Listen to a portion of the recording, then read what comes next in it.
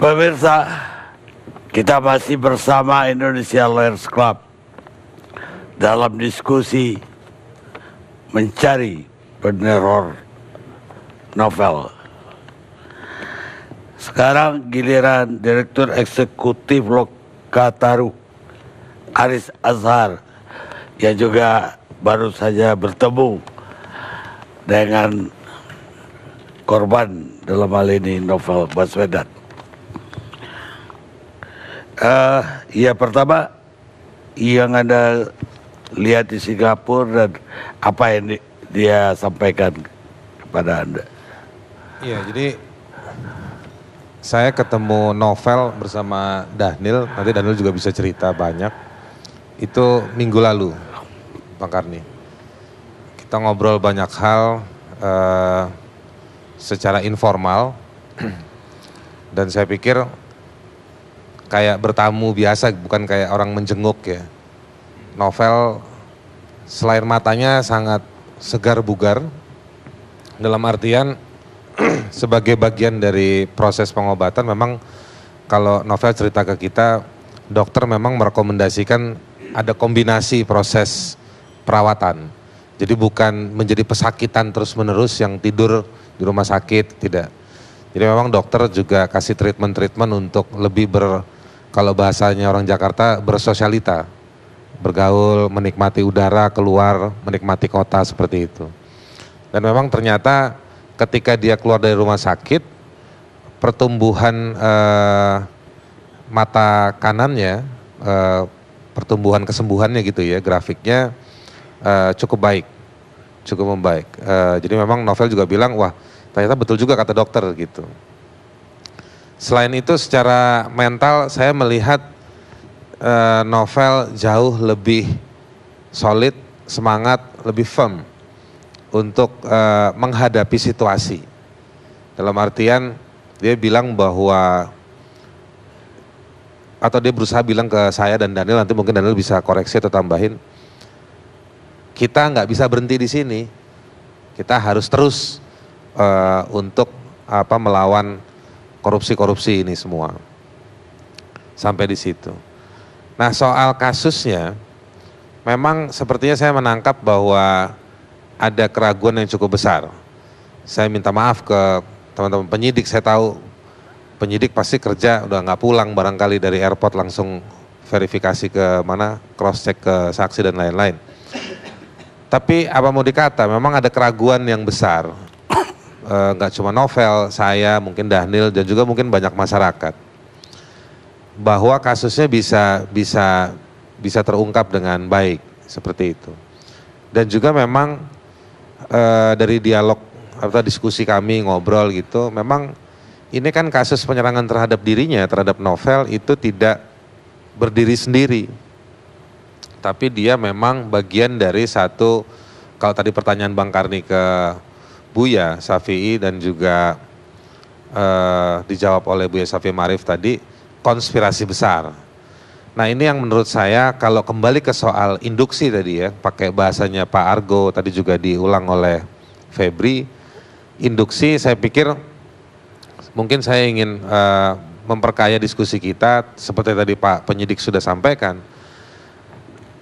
Kalau dari teman-teman masyarakat sipil yang coba mengelola atau mengolah informasi juga, ternyata nanti ada pimpinan dari warga sekitar di rumah Novel juga barangkali bisa cerita menambahkan, bahwa Novel itu diikuti bukan, atau saksi yang melihat pelaku itu bukan hanya pada hari H, tetapi pada hari-hari sebelumnya, itu juga ada saksi-saksi yang melihat orang-orang yang ada di sekitar rumah Novel itu sendiri. Nah ini yang mungkin saya tadi tidak mendengar ya, atau kurang mendengar, tapi mungkin Pak penyidik juga sudah tahu soal itu. Tapi ada informasi di sana. Apakah orang-orang yang bisa jadi mengidentifikasinya tidak hanya pada yang saat penyerangan di 11 April pada pagi hari, subuh, tetapi juga bisa mengidentifikasi orang-orang yang ada pada hari-hari sebelum penyerangan terhadap Novel. Itu satu. Yang kedua, saya pikir novel juga pernah bercerita kepada beberapa orang dan juga sudah ditangkap oleh beberapa media. Misalnya ada juga pasukan atau ada juga bukan unit tapi semacam tim dari pihak Polri yang mengamankan atau mengawasi novel. Gitu. Tetapi juga ada informasi juga bahwa ada tim dari polisi yang juga dari satu kantor yang sama tapi dapat tugas yang lain terkait dengan soal novel. Nah, hal-hal seperti ini menurut saya ada banyak. Saya menangkap betul, melihat langsung kemarin siaran press conference-nya Kapolri ketika selesai ketemu dengan Presiden. Salah satu poinnya misalnya Pak Tito Kapolri menyatakan bahwa beda, saya mau bicara soal TPF ya, terkait dengan berbagai fakta itu. Beda antara investigasi dengan pencari fakta. Kalau investigasi sudah masuk ke pro justisia. Kalau mencari fakta, mungkin kalau bahasa hukumnya penyelidikan, mencari apakah sebuah peristiwa itu ada dan apakah itu merupakan peristiwa pidana. Nah, menurut saya inilah pentingnya TGPF atau tim pencari fakta, yang dia mencoba membuat gambaran-gambaran apa saja peristiwa-peristiwa yang penting sebagai sebuah puzzle yang besar yang kemudian bisa didalami oleh para penyidik gitu. Di Indonesia kan penyidik itu kalau di kepolisian, di pidana umum dan juga mungkin di pidana khusus pada sebagian meskipun sebagian tidak, penyidiknya itu adalah para penyelidik juga, misalnya gitu. Nah, tetapi dalam kasus ini apakah kita bisa mendapatkan informasi yang cukup bahwa apa yang disidik, yang dilakukan tindakan pro justisia adalah hal-hal yang memang berangkat dari fakta-fakta yang harusnya diungkap juga sebagai sebuah gambaran yang besar. Sampai di situ saya mau bilang, saya tidak setuju dengan Pak Kapolri yang menyatakan bahwa tidak perlu ada TGPF. Saya ingin mengatakan bahwa penting ada TGPF untuk dia menghadirkan fakta-fakta yang kemudian mungkin bisa didalami oleh pihak Polri atau juga mungkin pihak KPK, meskipun tadi Febri bilang kewenangannya terbatas KPK kalau mau digabungkan ke dalam tim tersebut. Tetapi mungkin ada yang terkait dengan KPK, barangkali bisa di sana. Nah, itu satu hal yang ingin saya sampaikan. Kedua, secara politis bukan secara hukum ya, pertemuan kemarin itu antara Kapolri dengan Presiden harusnya menghasilkan sebuah, kalau pakai apa itu istilahnya, ada bing bang yang besar. Ini Presiden RI 1 dengan Kapolri. Jadi bukan, mohon maaf, bukan polisi biasa, tapi ini Kapolri, hanya satu Kapolri. Bahwa muncul sketsa wajah menurut saya itu baik. Tetapi menurut saya meskipun tadi juga didiskusikan bahwa kasus ada yang bisa cepat, ada yang bisa lambat, tapi harapan publik sketsa itu mungkin bisa muncul di dalam kurun waktu seminggu pertama atau sebulan pertama. Kira-kira seperti itu. Bukan setelah 100 sekian belas hari.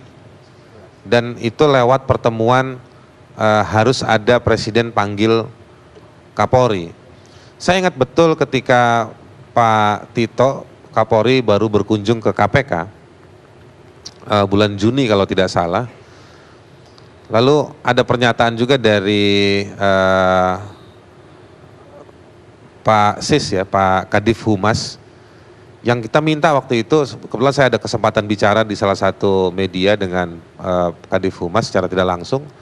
Saya bilang bisa atau tidak dikasih perkembangan hariannya atau reguler. Yang ternyata saya baru tahu bahwa ada 2 koordinasi setidak-tidaknya dari Polri dengan KPK yang dihadiri juga oleh Kapolri menurut Kapolri dalam press conference-nya kemarin. Tim gabungan antara KPK dan Polri. Tapi publik tidak tahu. Waktu kita di Singapura, kita tanya juga sama Novel. Tim gabungan tersebut ada kontak atau tidak, ada komunikasi atau tidak terkait dengan penyelidikan atau penyidikan. Novel menjawab tidak. Bahwa ada kunjungan, ada ngobrol mungkin iya. Tetapi juga di satu sisi saya juga memahami bahwa situasi pengobatannya juga mungkin sangat membatasi untuk bisa bisa berinteraksi secara resmi dengan novel. Tapi sampai di situ juga teman-teman KPK tahu betul secara 24 jam soal kondisi novel. Karena memang ditugaskan seperti itu. Artinya jika memang mau dibuat sebuah kerangka kerja dari sisi waktu, kapan bisa ngobrol, saya pikir ada ruang itu. Tetapi juga sekali lagi ada syarat lain, bahwa yang ingin dibongkar bukan sekedar hanya penyerangan, dan apalagi kalau datang ke novel berkali-kali mengatakan bukan hanya kepada saya dan Daniel, tapi juga di banyak tempat, buat apa nanya pelaku ke saya, orang saya ngadep penyerangnya dari belakang. Gitu. Jadi artinya dia ingin kasih pesan, dan saya setuju itu, kalau mau mengungkap pelakunya silahkan, tapi jangan membangun justifikasi dari diri saya, dia bilang gitu. Bahwa saksi-saksi yang lain ada dan banyak. Bahkan tadi saya tambahkan bukan hanya pada sekedar hari H, tapi juga pada hari-hari sebelumnya. Nah, yang kedua, dalam konteks melihat penyerangan kasus novel ini secara lebih luas, ada sejumlah informasi yang novel ingin katakan bahwa ada hal yang sangat sensitif yang membuat jadi proses ini sampai 100 hari lebih tarik menarik. Oleh karenanya penting TGPF, jadi bukan saja memetakan peristiwa-peristiwanya, tetapi juga menemukan tingkat kealotan dari masing-masing peristiwa itu. Ini terkait dengan misalnya novel menyebutkan ada jenderal yang terlibat, yang membuat kasus ini tidak berjalan atau penyerangan terhadap dirinya. Nah, saya berharap sebetulnya ketika kemarin Kapolri bertemu dengan Presiden atau dipanggil Presiden meminta keterangan soal kasus novel, saya berharap sebetulnya Kapolri juga melaporkan. Kalau saya aja Haris Azhar bisa tahu cerita tersebut, Daniel Simanjuntak bisa tahu cerita tersebut, saya yakin betul bahwa Kapolri bisa tahu juga. Saya tidak bilang Kapolri tahu, tapi Kapolri juga bisa tahu. Apalagi dia punya sejumlah alat kelengkapan yang jauh lebih mumpuni dibandingkan saya seorang warga negara. Nah, itu yang harusnya bisa dilaporkan ke Presiden. Saya mohon maaf, bukan saya ingin merendahkan, tapi karena saya hormat dengan Presiden Republik Indonesia, saya pasti yakin Presiden agak bingung kalau mendengar cerita yang agak detail. Saya tidak tahu pertemuan kemarin berapa jam, berapa menit, dan berapa detik. Tapi kalau dijelaskan sebagaimana tadi Pak Penyidik menjelaskan secara runut, ya kan, Presiden tidak butuh informasi itu, dan bukan di situ kapasitasnya dia. Nah, harusnya ada keputusan-keputusan yang bisa keluar dari Presiden, tetapi juga inputnya itu juga bisa menceritakan. Jadi saya menggugat rasionalitas saya. Kalau saya bilang apa betul Kapolri ketemu Presiden lalu hanya mendiskusikan sketsa wajah. Saya membantah diri saya sendiri, saya mengatakan tidak. Pasti Kapolri menceritakan hal yang lain, tapi juga tidak muncul di press conference. Mudah-mudahan dibicarakan. Nah, untuk itu ke depan, dalam beberapa hari ke depan, kebetulan juga ada pejabat-pejabat dari Humas ya, dari Mabes Polri. Sekali lagi saya ingin mengatakan, penting Bapak-bapak sekalian, perkembangan penanganan terhadap kasus novel itu harus disampaikan secara aktif dan baik. Jadi bukan sekedar mohon maaf membantah. Misalnya seminggu kemarin rame media bicara soal novel, ada pejabat-pejabat Polri yang justru membantah ini urusan institusi bukan urusan personal. Jadi menurut saya resistensi yang seperti ini justru makin menyita energi dan membangun jarak dengan publik yang sebetulnya sangat berpartisipatif. Saya membahasakannya, masyarakat sekarang sedang meraung-raung menunggu kinerja negara terutama Polri yang memang dimandatkan untuk bisa menyelesaikan kasus ini. Gitu. Baik. Sebagai teman dekat ya yang udah ketemu juga sama novel. Apa Anda diceritain siapa jenderal yang dimaksud? Tidak. Karena saya sudah dapat cerita itu sebelumnya. Maksudnya Anda udah tahu nama itu sebelum? Sudah tahu ya, udah muncul juga di media kan lewat salah satu majalah internasional, lalu juga rame di pemberitaan di nasional. Jadi itu kan cerita yang sudah beberapa minggu sebelumnya gitu. Ya pernah tahu Novel ngomong satu nama yang justru mengagetkan Anda misalnya. Begini Bang Karni, menurut saya soal info tersebut, saya datang ke sana bukan untuk menanyakan hal tersebut. Ada banyak konteks yang kita diskusikan. Jadi konteks yang kita diskusikan bukan saya menguji ini betul atau tidak, ini betul atau tidak. Jadi kemarin itu memang betul-betul silaturahim gitu ya, menjenguk, ngobrol dan lain-lain. Ya loncat sana dan loncat sini menyebutkan. Tapi kita mendiskusikan bukan soal apa betul itu pangkatnya jenderal, institusinya A atau institusinya B, sudah tidak di situ lagi. Tetapi bagaimana mendiskusikan kalau lama sampai seperti ini membuktikan sejumlah hal. Dan dalam situasi ini apa keinginannya dia, bagaimana KPK, bagaimana Polri, bagaimana Kapolri dia juga sebutkan harapan-harapannya dia terhadap orang atau institusi-institusi tersebut dalam menangani kasus ini. Jadi sudah bicara pada soal konteks dan situasi, bukan pada menguji fakta-fakta. Saya kesana kan bukan untuk interview juga. Baik. Gimana Daniel Anzar, Ketua Umum Pemuda Muhammadiyah? Ya, terima kasih Buya Karni. Assalamualaikum warahmatullahi wabarakatuh. Pertama, saya dan Mas Haris berkunjung ke Mas Novel juga pertama tentu terkait dengan tujuan kami silaturahim ya. Sebagai teman tentu kami ingin tahu perkembangan kesehatan Novel. Nah pada dasarnya secara fisik itu Novel oke, dan kemudian secara mental bahkan Novel semakin kuat karena proses yang dia lalui itu kemudian semakin menguatkan dia dalam rangka mendorong gerakan anti korupsi atau mendorong upaya pemberantasan korupsi. Nah kemudian berangkat dari situlah kemudian saya dan Mas Haris memutuskan untuk merekam pesan Novel kepada publik untuk menyampaikan pesan kepada publik bahwasannya teror terhadap Novel itu gagal mengalahkan Novel secara pribadi, tapi justru kemudian menguatkan Novel. Dan ini bagi Novel justru membuat dia semakin bersemangat, ini membuat dia semakin bergairah, kira-kira begitu. Nah perkembangan kesehatannya justru menunjukkan tren yang sangat positif.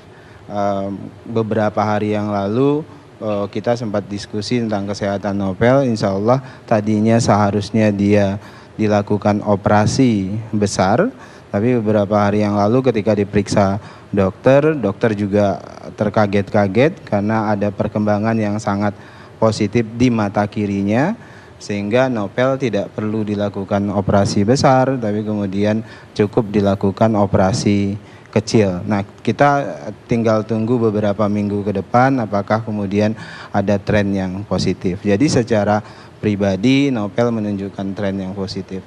Nah, kemudian yang kedua, pertemuan kami tersebut tentu banyak membincangkan terkait dengan apa yang bisa kita dorong untuk membantu mengungkap atau menyampaikan pesan kepada banyak pihak terkait dengan penuntasan masalah ini. Nah sejak awal misalnya kami di masyarakat sipil, Pemuda Muhammadiyah, kemudian Kontras dan teman-teman yang lain itu kan sudah berkoordinasi, kemudian berusaha mengumpulkan fakta dan sebagainya. Di awal termasuk Novel misalnya di minggu pertama, kemudian minggu kedua itu masih punya keyakinan bahwasannya kasus ini itu bisa dituntaskan oleh pihak kepolisian. Jadi minggu pertama kata Novel, minggu kedua saya masih yakin bahwasannya pihak kepolisian itu akan menyelesaikan kasus ini. Kenapa Novel punya keyakinan itu? Karena memang sebelum peristiwa itu terjadi ada beberapa pihak kepolisian, petinggi kepolisian ya, itu menyampaikan bahwasannya ada potensi penyerangan terhadap novel. Nah, kemudian itulah ada penjagaan secara intens di lingkungan tempat tinggal novel. Tapi kemudian di waktu berselang penjagaan ini, grup yang di awalnya dikirim untuk menjaga ini itu kemudian ditarik karena ada tim lain. Itu tadi yang disebut oleh Bung Haris, ada 2 tim yang kemudian menurut petinggi kepolisian itu tidak saling berkoordinasi. Dia juga tidak tahu tim yang kedua ini siapa. Nah, selama sebelum penyerangan itu juga novel merasa ketika dia keluar dari rumah misalnya, itu memang seperti ada selalu orang yang naik kendaraan itu menuju ke dia. Tapi dia karena selalu siaga pada saat itu, sehingga itu lewat begitu saja. Itu berulang kali, kata novel. Nah, baru kemudian subuh tanggal 11 itu dia agak lalai katanya, karena biasanya setelah sholat subuh selesai dari masjid, dia berjalan tuh biasanya fokus sambil zikir katanya. Kemudian disitulah dia disiram air keras tersebut. Nah, kenapa tadi saya sebutkan novel punya keyakinan ini tuntas 2 minggu? Karena ada fakta, sebutlah tadi informasi-informasi yang disampaikan oleh pihak kepolisian sendiri bahwasannya ini ada potensi penyerangan. Vel, hati-hati ada penyerangan. Berarti kan sudah ada data dan informasi yang sebutlah informasi intelnya polisi dan sebagainya tentang ada potensi ini. Nah, berarti mudah diungkap. Namun kemudian berselang waktu sampai dengan sekarang ini 112 hari, ternyata tidak ada perkembangan yang positif. Nah, disitulah kemudian baru keluar kalimat pesimis terhadap penuntasan kasus ini. Kenapa novel menyebut misalnya termasuk kami masyarakat sipil juga teman-teman yang terus berkoordinasi terkait dengan kasus ini pesimis dengan proses penyelesaiannya. Pertama, Pak Karni, banyak temuan-temuan keganjilan dalam penuntasan kasus ini. Yang paling sederhana tentu adalah waktu yang begitu lama dalam penuntasannya. Itu pertama. Kemudian kedua, informasi agaknya, kalau kemudian mohon maaf kalau berbeda misalnya dengan bapak-bapak penyidik di kepolisian, informasi yang disampaikan agaknya cukup menurut novel. Nah, ditambah lagi kalau disebut misalnya novel tidak bersedia menyampaikan keterangan, pada prinsipnya dia sudah banyak melakukan diskusi dengan pihak kepolisian, termasuk bahkan dengan Pak Kapolri, ya, bahkan dengan Pak Kapolda pada saat itu, Pak Iriawan dan seterusnya.